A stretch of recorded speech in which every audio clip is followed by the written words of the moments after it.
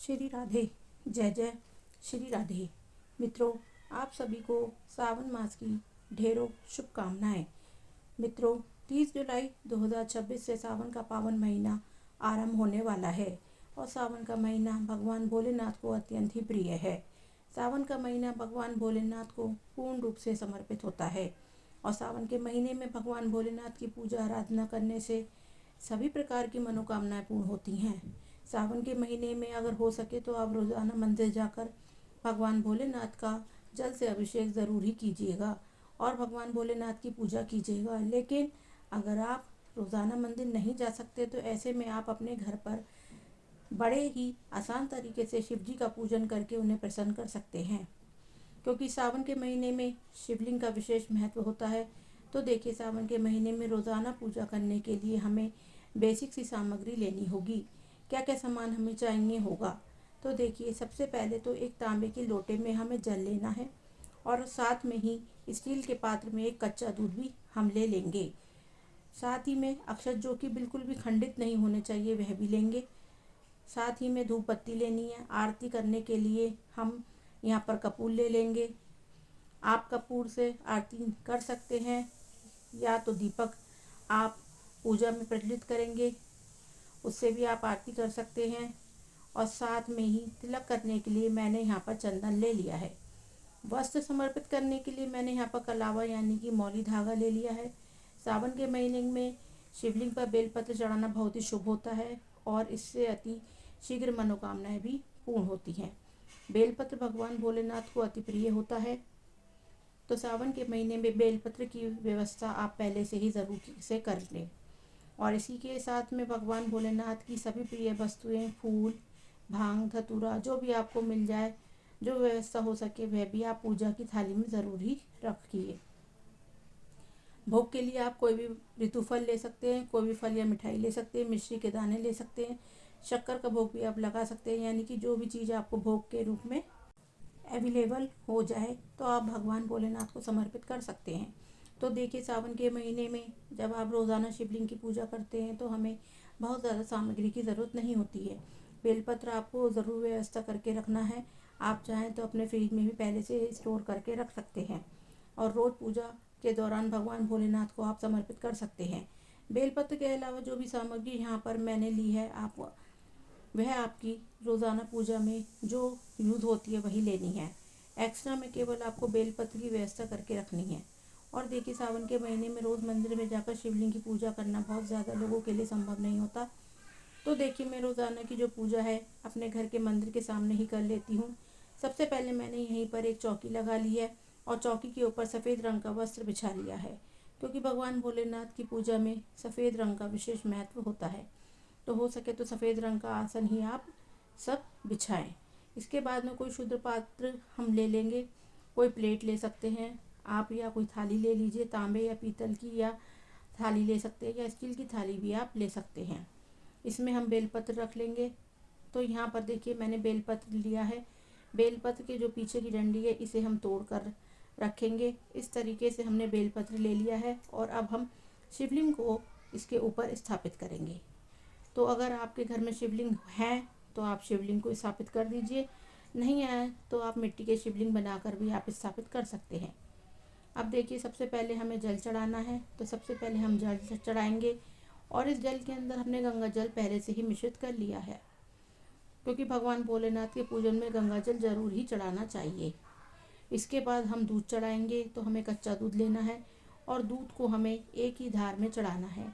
तो यहाँ पर हम दूध चढ़ाएंगे और इसके बाद में एक बार फिर से जल से अभिषेक करेंगे, क्योंकि भगवान भोलेनाथ का 3 बार अभिषेक किया जाता है। इसके बाद हम भगवान भोलेनाथ का अंग पोषण करेंगे और यह जो जल है आप यह किसी भी पौधे में डाल सकते हैं, केवल तुलसा जी के पौधे में नहीं डालना चाहिए।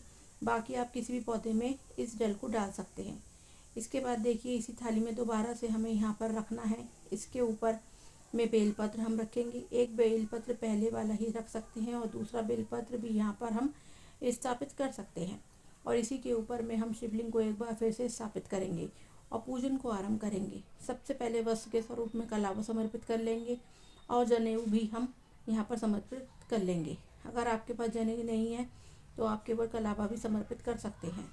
देखिए, इस तरीके से वस्त्र के स्वरूप में हमने कलावा यानी कि मौली धागा समर्पित कर दिया है। और इसके बाद में अब हम तिलक करेंगे। तो यहाँ पर हम चंदन से तिलक कर लेंगे। भगवान भोलेनाथ को हल्दी नहीं समर्पित की जाती, इस बात का ध्यान रखिएगा। चंदन और भस्म चढ़ाया जाता है। तो चंदन से तिलक हम करेंगे। इसके बाद में देसी घी का दिया जलाएंगे। तो यहाँ पर हम देसी घी का दिया जला लेते हैं।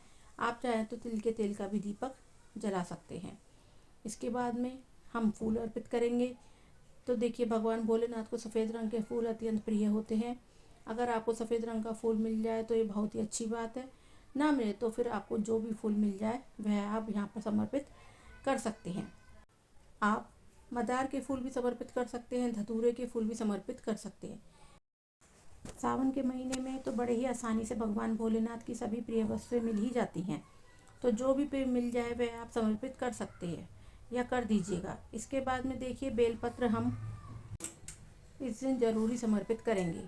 बेलपत्र की जो चिकनी साइड होती है वह भगवान भोलेनाथ को टच कराते हुए पीछे की डंडी होती है उसे तोड़ के फिर हम भगवान भोलेनाथ को इस तरीके से समर्पित कर देंगे। आप सभी एक बार ही बेलपत्र एक साथ स्टोर करके अपने फ्रिज में रख सकते हैं। रोज़ रोज़ आपको बेलपत्र खरीदने की आवश्यकता नहीं होगी, क्योंकि बेलपत्र कभी भी बासी नहीं होती है। और अब हम अक्षत समर्पित करेंगे और फिर हम भोग, जो भी फल आपके पास में उपलब्ध हो वह आप यहाँ पर समर्पित कर दीजिए।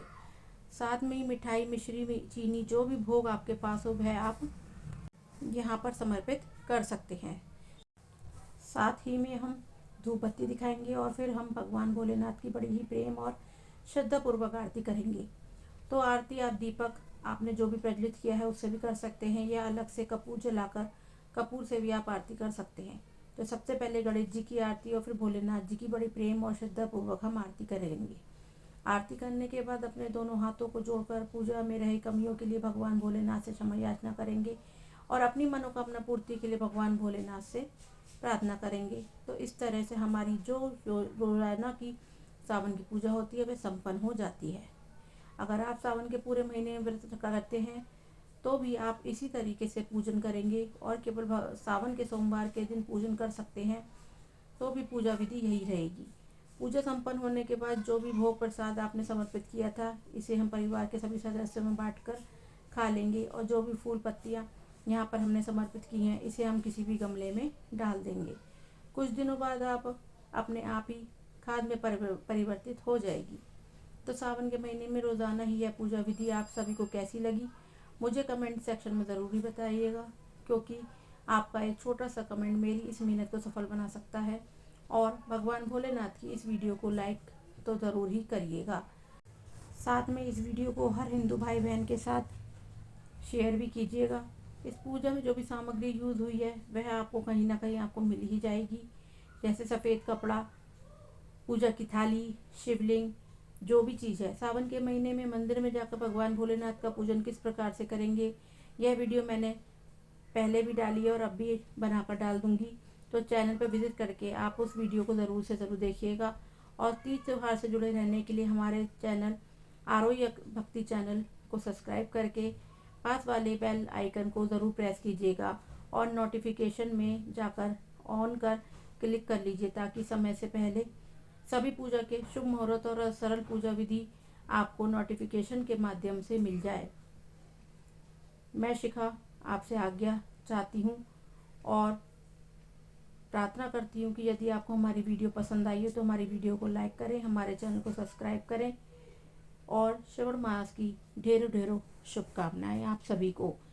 इसी के साथ साथ जय जय श्री राधे, जय जय हरि विष्णु। धन्यवाद।